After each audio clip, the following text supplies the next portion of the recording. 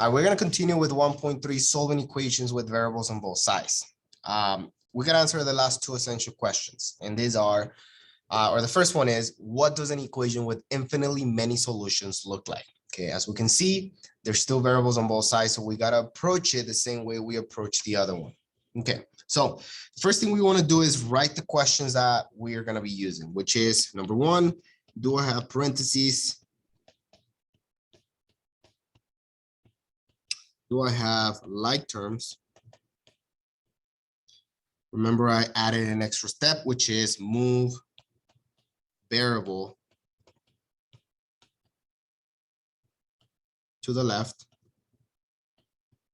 So I ran out of space, to the left.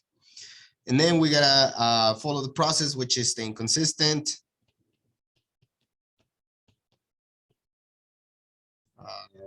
Making zeros and making ones. You don't have to write this because you probably already have it. And remember, to make zeros, you do the opposite, which is plus or minus.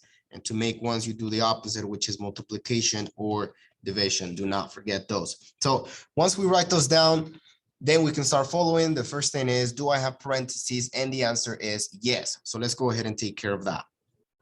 So I'm going to multiply 2 times 2x, which is 4x. And then I'm going to multiply 2 times 3, which is 6. And don't forget to draw your line, just like I did. Once you get rid of the parentheses by using the distributive property, you're going to just go ahead and bring what you didn't use. And I know some of you guys already noticed something as soon as you wrote the answer, but let's just continue with the steps. That way we don't get confused. Now, number 2 says, do I have any like terms? And you got to check from the left. And you got to check from the right. Okay. Now, right now I can see that from the left or the right, I do not have any like terms. I have 4x plus 6 on the left, and I have 4x plus 6 on the right. So one of them has an x, the other one doesn't, so I don't have any like terms. So check, check. All right, the next one is move the variable to the left side. Okay, well, notice that I have a 4x on the left and I have a 4x on the right. I want to get rid of that 4x on the right. I want to get rid of that one. So how do I do it? Let's make it a 0. So what's the opposite of 4x? The opposite of 4x would be minus 4x. Well, let's see what happens when we do that. Whatever I do to the right, I'm also going to do it to the left. I'm going to draw my line. And let's just go ahead and do math from left to right. All right, so from the left, I got 4x minus 4x, which equals 0. So I'm just going to bring that down. And then I also have 4x minus 4x on the right, which also equals 0. So that's gone. And I'm just going to bring that down. And look what we have. We got 6 equals 6. Well, the first thing that we got to notice is where's the x? The x disappeared. The x equals 0, which means that we don't have any more x's anymore. So we have no x, which means we can't find x.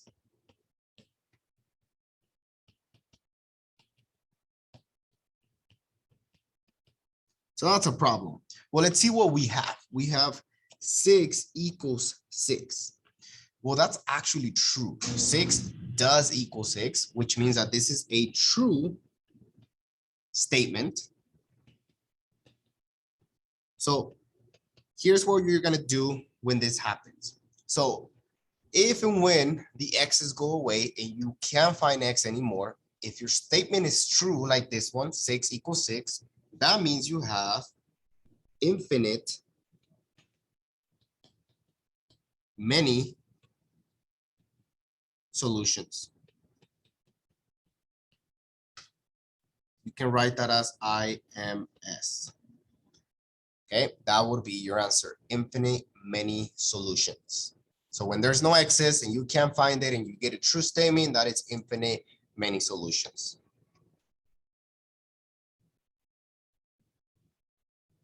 All right, to continue into the next essential question, Well, what does an equation with no solutions look like? We already know what an equation that has infinitely many solutions looks like. Let's see what an equation that does not have, that doesn't have solutions looks like, okay? We're gonna go ahead and write the essential questions that we already know. Okay, so I paused it really quick just to write the essential questions, which is parentheses, like terms, move the variable to the left, make sure that you stay consistent, zeros and ones, okay? That way we don't have to rewrite that all over again. So let's go through the questions. And the first thing we got to check for is, do we have parentheses? And the answer is obviously yes. I do have parentheses, which means that I need to get rid of them. So I'm going to take the number that is outside and I'm going to multiply it to everything that is inside. So that is 2 times 3x, which is 6x. And now I'm going to do it to the 4. 2 times 4, which is 8. Once that's done, draw your line and bring everything you didn't use down. So that's 6x minus 5. Cool. All right, so we check for parentheses. Let's check for like terms. Remember, you got to do that to the left and to the right. Do we have any like terms on the right? Well, that's 6x plus a. One of them has an x, the other one doesn't, which means those are not like terms. Let's check on the left side. We have 6x minus 5. Again, one of them has an x, the other one doesn't, which means that they are not like terms. So I don't have any like terms. The next thing we got to do is we got to move the variable to the left. So let's go ahead and do that.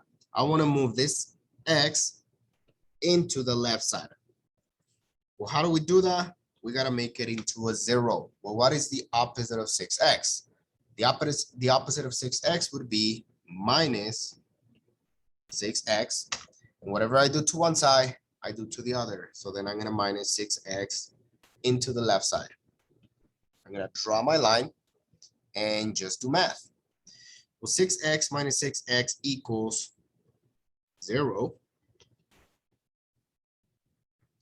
So I'm left with minus 5. And then I got 6x minus 6x, which is also 0. So I'm left with 8. Now notice what happened again.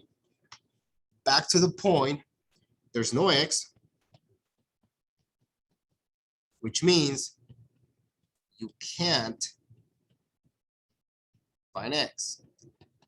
Well, if you can't find x, you got to look at the statement and let's see what we have. We have -5 equals 8. So we got to ask ourselves that question. Is this true? Does -5 equals 8? And the answer is obviously no, because -5 is -5 and 8, it's a different number. So this is actually a false statement.